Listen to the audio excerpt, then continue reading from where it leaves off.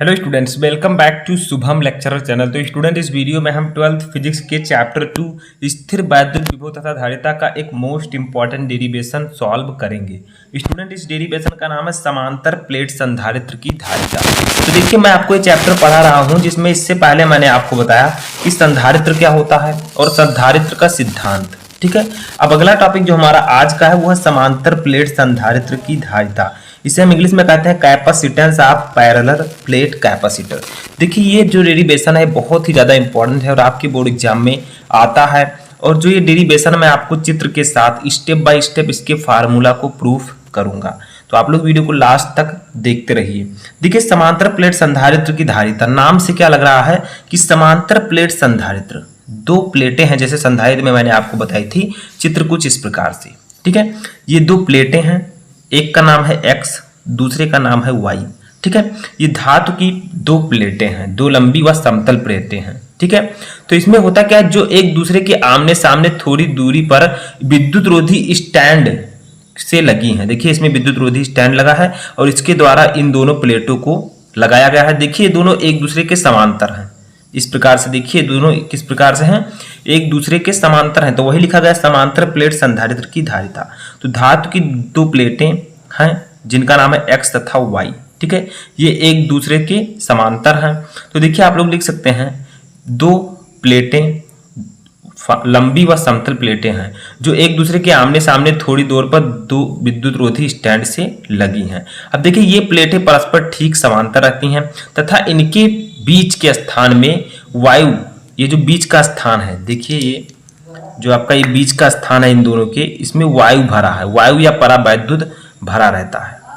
ठीक है, समझ में आया। और जो पहली प्लेट है X प्लेट, इस पर धन आवेश एक समान रूप से वितरित है। जो X प्लेट है इस पर जो है धन आवेश एक समान रूप से वितरित है। तो आप लिख सकते हैं, माना कि प्लेट X को प्लस Q आवेश दिया गया है। इस प्लेट X को हम प्लस Q आवेश मान लीजिए देते हैं। अब प्रेरणा द्वारा उसके सामने वाली जो प्लेट Y है, इसके तल पर ऋण आवेश यानी कि -Q कूलाम आवेश तथा इसके बाहरी तल पर, इस तल पर जो है प्लस आवेश एक समान रूप से वितरित हो जाएगा। ठीक है, इस बाहरी तल पर देखिए, इसमें दो तल हैं, एक ये, तो इसको हमने धन आवेश दिया है प्लेट X को। प्लेट Y पर प्रेरण के द्वारा यहाँ पर ऋण आवेश उत्पन्न हो जाएगा और इसके दूसरे प्लेट पर धन आवेश उत्पन्न हो जाएगा। अब देखिए, इस प्लेट को हमने पृथ्वी से जोड़ रखा है। यहाँ पर देखिए, ये पृथ्वी से हमने इस प्लेट को, ये देखिए तार के द्वारा जो है हमने इसे पृथ्वी से जोड़ दिया है। तो आप लिख सकते हैं, क्योंकि प्लेट Y पृथ्वी से जुड़ी है अतः इसके बाहरी तल पर प्लस Q आवेश पृथ्वी से आने वाले इलेक्ट्रॉनों से निरावेशित हो जाएगा। तो आपको पता है कि पृथ्वी में बहुत सारे इलेक्ट्रॉन होते हैं। ये इलेक्ट्रॉन आएंगे, इस धन आवेश को क्या करेंगे, ये इलेक्ट्रॉन निरावेशित कर देंगे। ठीक है, तो ये जो है निरावेशित हो जाएगा। इस प्रकार प्लेट X व Y पर बराबर तथा विपरीत आवेश होंगे। देखिए, प्लेट X पर प्लस आवेश और प्लेट Y पर माइनस आवेश होंगे। अब देखिए, चित्र समझ में आ गया। अब यहाँ पर एक चीज समझिए, इन दोनों प्लेटों के बीच की दूरी कितनी है, तो इनके बीच की दूरी जो है वो है D। ठीक है, वो क्या है, D है, तो इसको हम D मान लेते हैं। जो इनका एरिया है, इन प्लेटों के बीच जो एरिया है इनका, ये है A। ठीक है, एरिया को हम लोग A से डिनोट करते हैं। समझ में आया।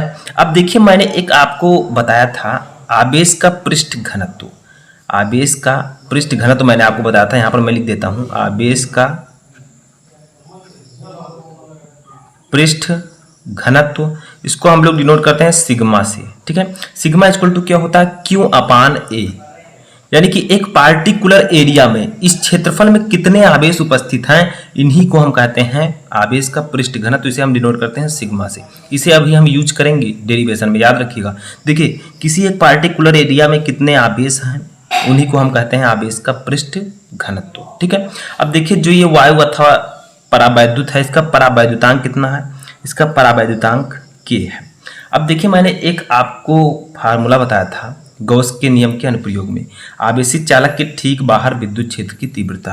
तो ये एक आवेशित चालक है, इसके ठीक बाहर विद्युत क्षेत्र की तीव्रता का मैंने फार्मूला आपको बताया था। तो पहले एक बार बता देता हूँ, वो चीजें आप लिख लीजिए, लिखना चाहें। देखिए, इसमें मुख्यतः धातु की दो लंबी व समतल प्लेटें हैं जो एक दूसरे के आमने सामने थोड़ी दूर पर दो विद्युत रोधी स्टैंडों के द्वारा जुड़ी हैं। ये प्लेटें परस्पर समांतर है और इनके बीच के स्थान में वायु अथवा परावैद्युत भरा है। ठीक है, अब देखिए आगे देखिए, धातु की दो समतल प्लेटें हैं जिनमें प्रत्येक का क्षेत्रफल a है और इनके बीच की दूरी जो है देखिए d है। ठीक है, अब माना कि x को प्लस q आवेश दिया जाता है, इसको प्लस q आवेश दिया गया। अब प्रेरणा द्वारा उसके सामने वाली प्लेट वायु के भीतर माइनस q आवेश उत्पन्न हो जाएगा और इसके बाहरी तल पर प्लस आवेश उत्पन्न हो जाएगा। अब देखिए पृथ्वी से कुछ इलेक्ट्रॉन्स निकलेंगे जो इस धन आवेश को निरावेशित कर देंगे। अब x तथा वायु पर बराबर तथा विपरीत प्रकार के आवेश होंगे, ये आप लिख सकते हैं। अब देखिए यहाँ से हम डेरिवेशन स्टार्ट करते हैं, तो आप लोग लिखिए यहाँ पर। ठीक है, आप लोग लिख सकते हैं, एक फार्मूला मैंने आपको बताया था,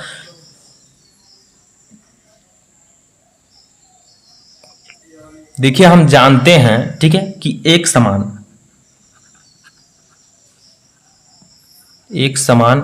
व विपरीत आवेशों की दो समतल समांतर चादर,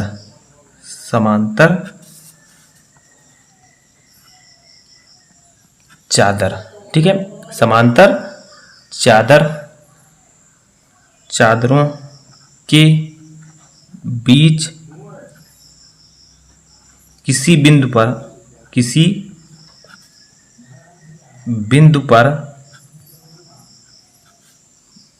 वैद्युत क्षेत्र की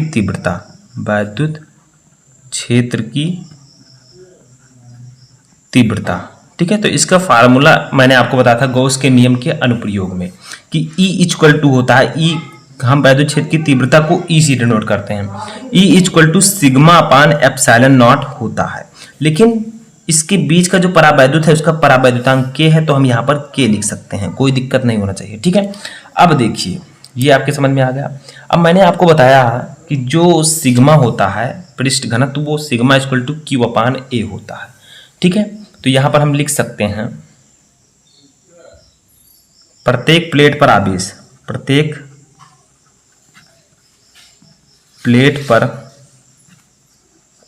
आवेश Q है तथा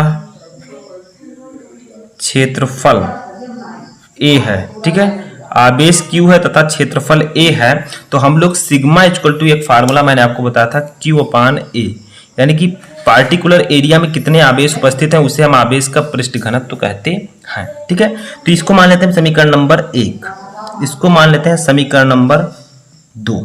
ठीक है, अब देखिए यहां पर समझिए आप लोग, इस सिग्मा का मान समीकरण 1 में रखेंगे, समझ में आ रहा है। सिग्मा का मान हम कहां रखेंगे, देखिए सिग्मा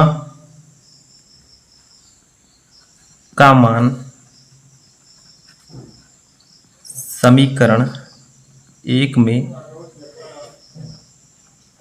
रखने पर, तो देखिए यहां पर हम सिग्मा की वैल्यू रखेंगे समीकरण 1 में, तो समीकरण 1 है E equal to sigma upon K epsilon naught. ठीक है, अब देखिए हम लोग क्या करेंगे, यहाँ पर सिग्मा की वैल्यू रखेंगे, यहाँ पर सिग्मा इक्वल टू है Q अपान A, तो सिग्मा के स्थान पर लिखेंगे Q अपान A और ये K एप्सिलॉन नॉट आपका ऐसे ही रहेगा। अब देखिए इसको सॉल्व करेंगे तो यहाँ पर हम 1 मान सकते हैं। ठीक है, तो आपका ये फाइनली आएगा sigma E equal to Q का नीचे से गुणा होगा तो Q अपान ये जो A है और K एप्सिलॉन नॉट है, इन दोनों का गुणा हो जाएगा तो आपका हो जाएगा K A एप्सिलॉन नॉट। ठीक है, इतना समझ में आया। तो E इक्वल टू आपका आ गया Q upon A K A epsilon not, तो इसको मान लेते हैं हम समीकरण नंबर 3। ठीक है, अब एक चीज आपको पता होना चाहिए, उसको देखते हैं। यहां पर माना कि दोनों प्लेटों के बीच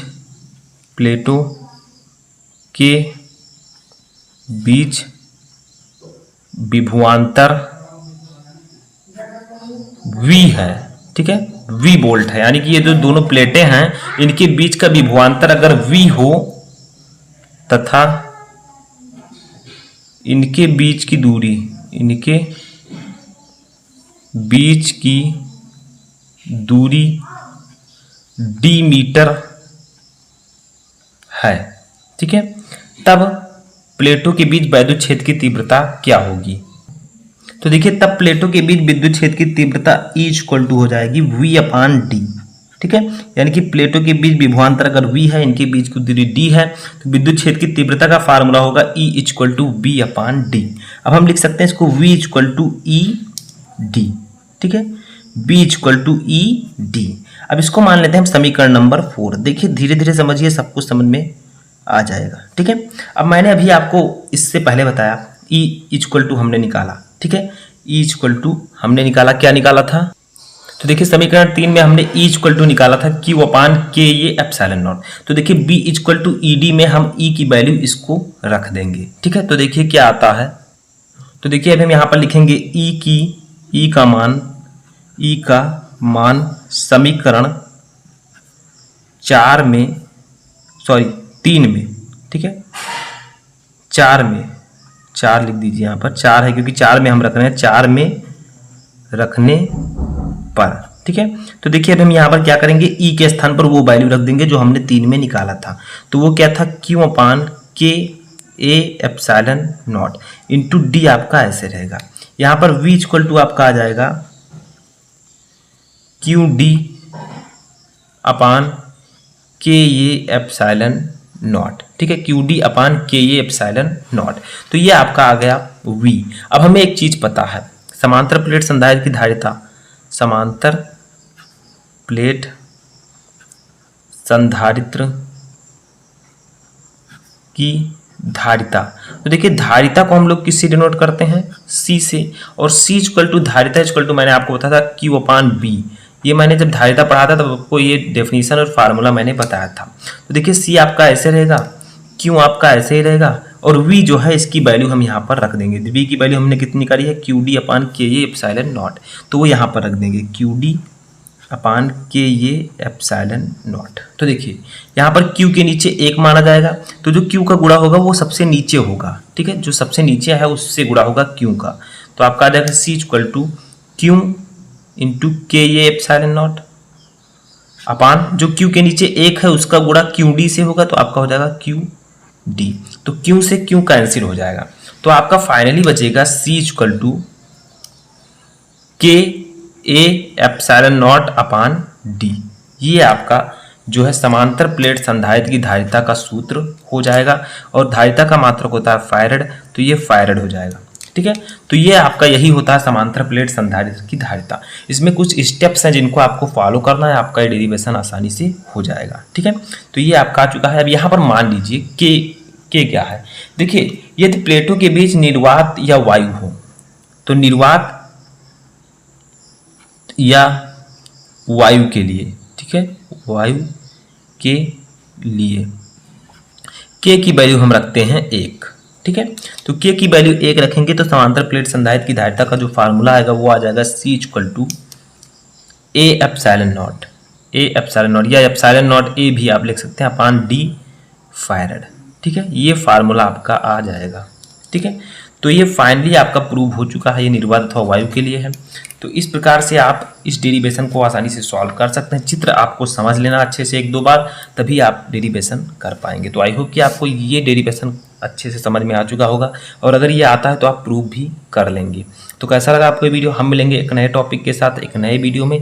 तब तक आप लोग इससे पहले की वीडियोज़ लगातार देखते रहें।